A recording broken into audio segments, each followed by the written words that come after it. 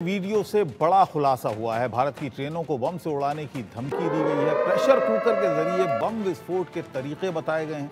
Sleeper cell को बम से उड़ाने का आह्वान किया गया है। आतंकी के नापाक मंसूबों के बाद एजेंसियां भी अलर्ट हो गई। दरअसल कल एक वीडियो सामने आया फरहतुल्ला का, जिसमें वो भारत के मुसलमानों से, स्लीपर सेल से ये कहने की कोशिश कर रहा है कि वो किस तरीके से आतंक फैला सकते हैं। पाकिस्तान लगातार भारत के खिलाफ जहर उगलता है, आतंकी साजिश रचता है। पाकिस्तान में भारत में आतंकवाद को बढ़ावा देने के लिए कैंप चलते हैं। इस बात का एक बार फिर खुलासा हुआ। दरअसल फरहतुल्ला गौरी का एक वीडियो सामने आया जिसमें वो स्लीपर सेल्स के जरिए भारत में ट्रेनों पर हमले करने की बात कर रहा है। वीडियो में उसने प्रेशर कुकर के जरिए बम विस्फोट के अलग अलग तरीके बताए। भारत में भगोड़ा घोषित किए जाने के बाद गौरी पाकिस्तान में छिपा हुआ है। उसने ही पाकिस्तान की इंटर सर्विस इंटेलिजेंस यानी आईएसआई की मदद से स्लीपर सेल के जरिए बेंगलुरु के रामेश्वरम कैफे में विस्फोट की साजिश रची। 1 मार्च को रामेश्वरम में हुई ब्लास्ट में 10 लोग घायल हो गए। और अब एक इस वीडियो ने सुरक्षा बलों के और एजेंसीज के कान खड़े कर दिए हैं। जाहिर है एजेंसीज को काफ़ी मशक्क़त करनी पड़ेगी कि आखिर ये किससे अपील कर रहा है, ये स्लीपर सेल्स कहाँ हैं, इसका कितना मैसेज इन स्लीपर सेल्स के पास पहुंचा है और क्या वाकई ये स्लीपर सेल एक बार फिर एक्टिव होंगे और किसी वारदात को अंजाम दें।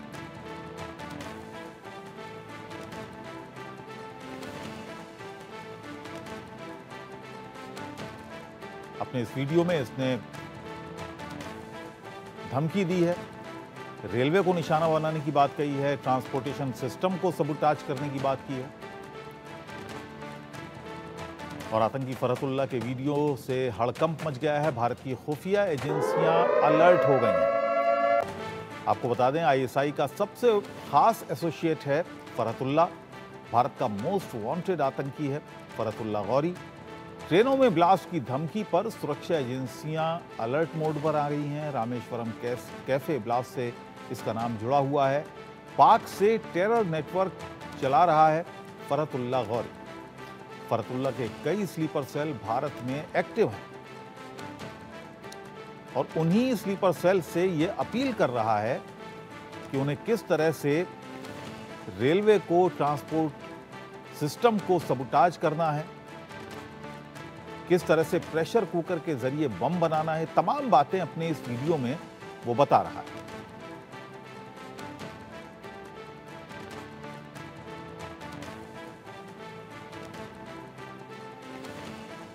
और मेरे सहयोगी जावेद हुसैन इस वक्त मेरे साथ जुड़ गए हैं।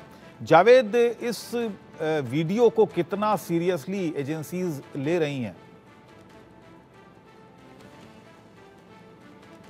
23 में जब एनआईए और दिल्ली पुलिस की स्पेशल सेल ने एनआईए के वांटेड और आईएसआईएस पुणे मॉड्यूल के कुछ आतंकियों को गिरफ्तार किया था, जिसमें शहनवाज था, रिजवान था।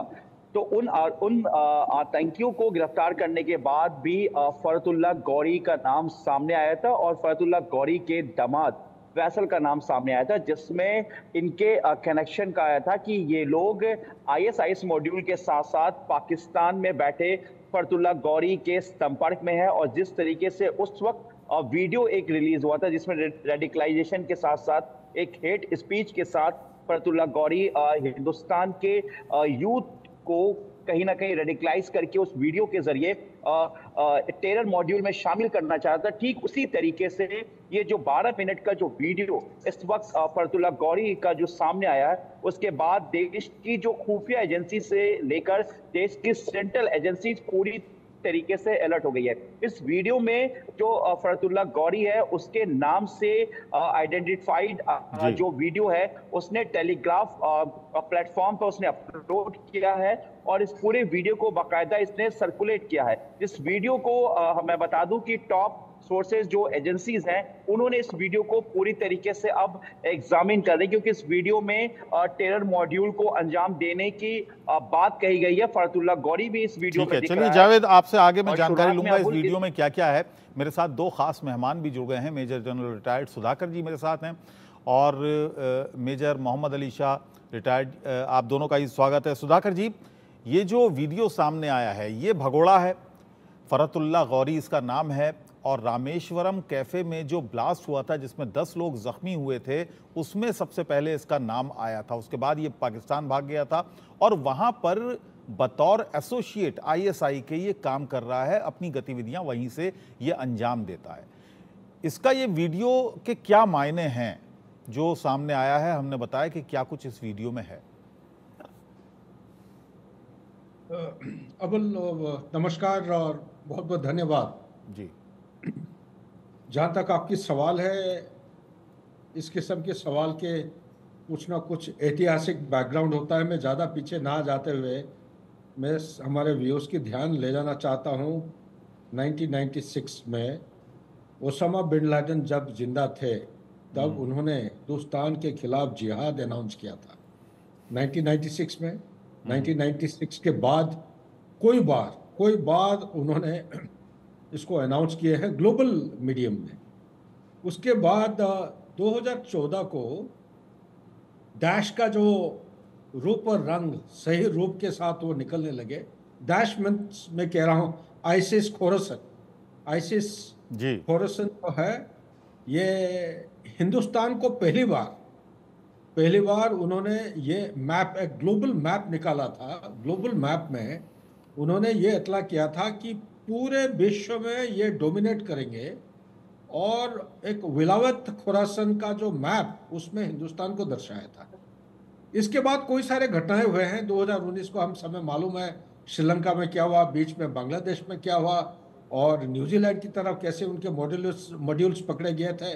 तो कैलिफेट जो पहले सीरिया और इराक के बीच में हुआ करता था 272 या 262 किलोमीटर, 2017 को उनका मेरुदंड तोड़ने के बाद, ये यूएस से क्लेम करता है, मेरा विचार अलग है, मेरुदंड तोड़ने के बाद कि आईसिस का जो मेरुदंड टूट गया है जी। अभी ये हमारे प्लानेट के फेस पे वो एग्जिस्ट नहीं कर रहे हैं। उसके बाद ये हाँ इस कैलिफेट के ऊपर नहीं थे लेकिन ये बढ़ गए। किस तरह बढ़ गए? कुछ चले गए नॉर्थ वेस्ट अफ्रीका, कुछ सेंट्रल एशियन रिपब्लिक और कुछ मिडिल ईस्ट में रहे। लेकिन मिडिल ईस्ट में सेंट्रल एशियन रिपब्लिक, अफगानिस्तान और पाकिस्तान और साउथ एशिया, इसको खोरासन माना जाता है। लेकिन एक जबरदस्त चीज हुआ इनके इतिहास में कि उसकी कैलिफेट 8000 किलोमीटर दूर चला गया, कहा न्यूजीलैंड की तरफ जी। और जगह जगह भी मॉड्यूल्स पकड़े गए।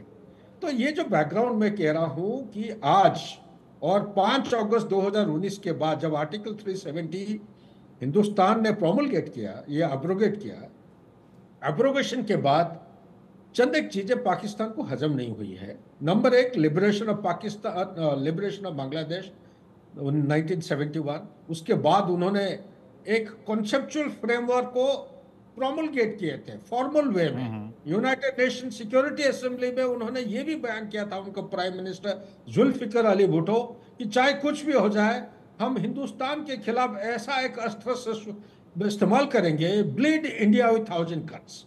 यही इसकी कहानी, आपका जो सवाल है, इस कहानी का जो मेन जो फलक्रम है ये यही है। इसी के आधार पर अभी तक मेजर मोहम्मद अली शाह भी मेरे साथ हैं, मैं उनसे भी एक सवाल ले लूं। मेजर साहब, क्या इसमें सिर्फ एक फैक्टर है कि रिलीजियस रेडिकलाइजेशन करें और अपने काम करें, या कोई और फैक्टर भी है इसमें? जी, कोशिश तो यही है उनकी, और मैं बताऊं मगर इसमें इनके नापाक मंसूबे में ये कामयाब नहीं हुए, ऐसा मैं मान रहा हूँ। क्योंकि जिस तरीके से ये ब्रेन वॉश करने की कोशिश कर रहे हैं, जिस तरीके से ये रेडिकलाइज करने की कोशिश कर रहे हैं, भाई हिंदुस्तान का आम मुसलमान आज की तारीख में पढ़ा लिखा है और वो समझता है कि कैसे ये रेडिकलाइज कर रहे हैं। इन लोगों को किसी तरीके से कैसे भी पकड़ के एक ऐसा सबक सिखाना चाहिए, बल्कि जो स्लीपर सेल्स हैं सबके लिए। तो ये कुछ चंद लोग हैं जो पूरी कौम को बदनाम करते हैं। जितने भी हिंदुस्तान के मुसलमान हैं सबको बदनामी खानी पड़ती है। ऐसे मैं क्या नाम लूं, मैं को गाली निकल आएगी मेरे मुंह से, आई एम सॉरी। लेकिन ऐसे लोगों की वजह से वाकई में, तो जैसे कि जनरल सुधाकर जी ने बताया कि जुल्फिकार अली भुट्टो का ये था फिलॉसफी, रीड इंडिया 1000 कार्ड्स, चाहे कुछ भी हो जाए, पाकिस्तानी घास खाने लेकिन एटम बम बनाएंगे, ऐसा उन्होंने कहा था। तो ये चीज जो है ये हिंदुस्तान को बिल्कुल हमारे गवारा नहीं होगा, हमें नामंजूर है, क्योंकि हम बहुत शांतिपूर्वक राष्ट्र हैं, हम किसी को छेड़ेंगे नहीं, लेकिन किसी ने अगर हमको छेड़ा तो हमसे हम छोड़ेंगे नहीं। और यही बात हिंदुस्तान का आम नागरिक, हर एक हिंदुस्तान के मुसलमानों को होना चाहिए कि भाई सबसे पहले तो राष्ट्र आता है। कोई भी अगर भड़काने की कोशिश करेगा, ये खुद भगोड़ा है, ये खुद भगोड़ा है, बैठा हुआ श्रेय ले रहा है एक उग्रवादी देश के अंदर, वहां से नफरत फैला रहा है। और 2002 में अक्षरधाम में जो हमले हुए थे अक्षरधाम मंदिर में, वहां इसका हाथ है। 2005 में हैदराबाद में इसका हाथ है, भगोड़ा होकर वहां बैठा हुआ है, खुद तुम दबा के वहां बैठा हुआ है। हिम्मत तो है नहीं, हिम्मत तो है नहीं। अगर हिम्मत है तो आके फेस करे अबुल भाई को, आके फेस करे मेजर मोहम्मद अली शाह को, हम धज्जियां उड़ा देंगे इसकी। तो ये सब ऐसे लोगों को सीरियसली लेने की जरूरत नहीं है, मुसलमानों को, बाकियों को सीरियसली लेने की जरूरत है, क्योंकि ऐसे से लोग नफरत फैलाएंगे और सबको बदनाम करेंगे। अबुल भाई, सुधाकर जी, एक चीज़ जो कि पाकिस्तान को लगातार भारत की तरफ से बताई गई और तमाम डॉजियर्स दिए गए, सबूत दिए गए कि जितनी भी वारदातें यहाँ पर आतंकी वारदातें होती हैं उनका कनेक्शन पाकिस्तान से है, पाकिस्तान में बैठे आतंकियों के आकाओं से है। लेकिन पाकिस्तान कभी इस बात को हमेशा डिनायल मोड में रहता है, कभी इस बात को कबूल नहीं करता है। ऐसे में ये शख्स पाकिस्तान में बैठकर खुलेआम भारत को धमकी दे रहा है, भारत में आतंकी घटनाओं को लेकर इस तरीके से बोल रहा है कि किस तरह से धमाके किए जाएं, किस तरह से ट्रांसपोर्ट सिस्टम को सबुटाज किया जाए, किस तरह से लोगों के अंदर अफरा तफरी मचाई जाए। और क्या वजह है कि पाकिस्तान से जब जब इस तरह की हम शिकायत भी करते हैं कि आपके यहाँ बैठकर इस तरह के बयान आ रहे हैं, तो पाकिस्तान का रिएक्शन होता क्या है असल में? देखिए, ये और बढ़ते जाएगा, ये बढ़ेगा। और जैसे जैसे हिंदुस्तान तरक्की करती जाएगी, उसका जीडीपी बढ़ती, आज के दिन में हिंदुस्तान का जीडीपी है 3.93 ट्रिलियन यूएस डॉलर, और 2025-27 तक ये 5 ट्रिलियन टच होने का उम्मीद है, और तुरंत ही हम 3rd लार्जेस्ट इकोनॉमी बनने जाएंगे। जैसे जैसे हिंदुस्तान आगे की तरक्की के रास्ते में बढ़ती जाएगी, वैसा उससे ज़्यादा हमारे चुनौती बढ़ते जाएंगे। चुनौती किस किस्म के? एक ये है, इसका शुरुआत क्या है? रेडिकलाइजेशन। हम टर्म यूज करते हैं रेडिकलाइजेशन, मोस्ट ऑफ अस, काफ़ी लोगों को समझ में नहीं आता रेडिकलाइजेशन क्या है। जो छोटे छोटे हम बात करते हैं, बातों में ही हमारा बदलाव होते जा रहा है। पिछले 10 साल के अंदर हिंदुस्तान का जो रुपया है उसका रेडिकलाइजेशन की लैंग्वेजेस यूज होने लगे हैं। लोग जो नहीं जा रहे थे मस्जिद शुक्रवार के दिन में, जा रहे हैं मुल्ला की स्पीच सुनने के लिए। मैं खुद श्रीनगर में रहा हूँ, और स्पीच में क्या बयान देते हैं वो भी हमें मालूम है। सो पाकिस्तान अकेला नहीं है, ये ग्लोबल कॉन्स्पिरेसी है। जितना जल्दी हम मान लेंगे उतना ही बेहतर होगा, देश की सुरक्षा और मजबूत होगा। ग्लोबल कॉन्स्पिरेसी में कौन कौन है? जब तक हिंदुस्तान स्ट्रेटेजिक ऑटोनॉमी, समझने की कोशिश करिए अबुल, मैं क्या कह रहा हूँ। स्ट्रेटेजिक ऑटोनॉमी जब तक आप बरकरार रखेंगे, जो कि है 1947 15 अगस्त से लेके अभी तक, बिना कोई छुटवारा, ये हिंदुस्तान का एक अप्रोच रहा है स्ट्रेटेजिक ऑटोनॉमी। जो हमारे देश के नेशनल इंटरेस्ट के लिए जरूरत है वही हम करेंगे। रशिया से अगर ऑयल खरीदना है खरीदेंगे, चाहे आप कितना भी दबाव डालो, या हथियार लेना है हम हमारे रिक्वायरमेंट के मुताबिक लेंगे। तो ये जो स्ट्रेटेजिक ऑटोनॉमी है, बहुत सारे G7 या लीडिंग इकोनॉमीज को हजम नहीं हो रहा है। आज के दिन में सुपर पावर जरूर है, लेकिन ये डिक्लाइनिंग पावर है। आज के दिन में ट्रांस अटलांटिक रिलेशनशिप के आधार पर जो ग्लोबल ऑर्गेनाइजेशन, चाहे आप यूएन सिक्योरिटी काउंसिल बोलिए, वर्ल्ड हेल्थ ऑर्गेनाइजेशन बोलिए, वर्ल्ड बैंक बोलिए, या IMF, ये जितने भी सब बसे हुए हैं, यह आजकल ना के बराबर होने लगे हैं, धीरे धीरे इनफेक्टिव हो रहे हैं। तो ऐसा हालत में कोई भी सुपर पावर नहीं चाहेगा कि अपना सुप्रीमेसी को हरा के बसे। तो इसीलिए किसी भी तरह एक थ्यूसिडाइड ट्रैप बोलते हैं। थ्यूसिडाइड ट्रैप जो है, इसका मीनिंग ये है, कोई भी एस्टैब्लिश्ड पावर कभी एक्सेप्ट करने के लिए तैयार नहीं होगा। कोई अगर उसके सामने चुनौती देने लायक कोई अगर देश बढ़ते जा रहा है, तरक्की करते जा रहा है, कभी उसको एक्सेप्ट नहीं करेगा।